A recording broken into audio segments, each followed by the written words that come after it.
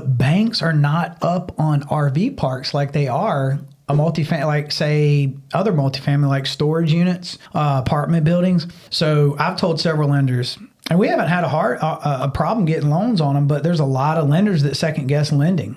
The only reason they look at us is because we have strong financials. If we didn't have strong financials, they wouldn't even look at it. They don't even have it in their portfolios. There's a lot of moving parts in RV parks, and it's a lot easier to make mistakes in RV parks. It's probably a lot easier to mismanage those than an apartment complex. So that's where they look at it. But our business model is totally different than most people's business models. There's plenty of guys doing it like us, but we do more long-term stays. So we flip it and go, instead of we have 100 pad park, instead of having 100 moving pieces, we go, we're going to have 80% long-term. So that cash flow is consistent. Those people stay there. Smart. Right? And then we put good park rules in place, good management in place, run a tight ship, leave the other 20% for icing on the cake to get transient, fast money. So, we actually have turned a more transient, more moving piece property to a more stable long-term play.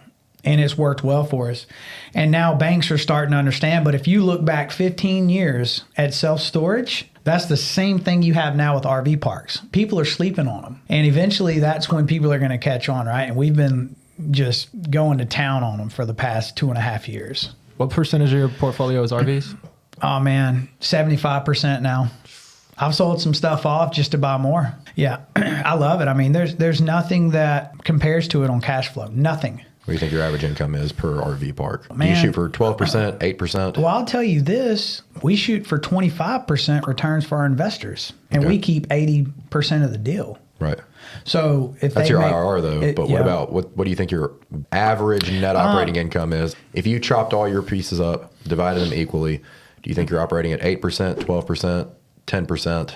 Across the board? And that's not factoring in debt, like your cap rate, I guess. So are you asking about cap rate, or are you asking what we're making on a net return? Cap rate, let's make it easy. So cap rate, so this is what we look for. We buy a lot of deals at double-digit cap rates already, right? So we may buy it at a 12 to 14% cap rate and take it into the 20s. What are some strategies that you use to value add that? All right, and I'll tell you this real quick. So if we find deals in the 12 to 14%, but we can take them into the 20s, which sounds crazy, right? We take them from a 12 to 14% to the 20s. Let me tell you how we do it. One thing is everything we buy has high vacancy. So we're capitalizing on mom and pop RV parks.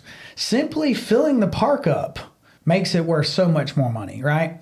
A lot of times these owners are way under rents. They haven't moved rents in 10 plus years. Right.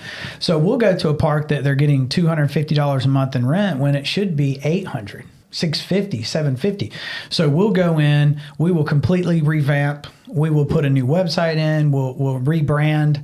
We will get rid of bad folks. We will add amenities if we want to add a pool or clean up the pool, clubhouse. We'll put in new roads if need be, plumbing, electrical. And sometimes we don't have to do any of that. Sometimes it's very minimal. And at that point, we start plugging our management in place, and then we start filling the parks.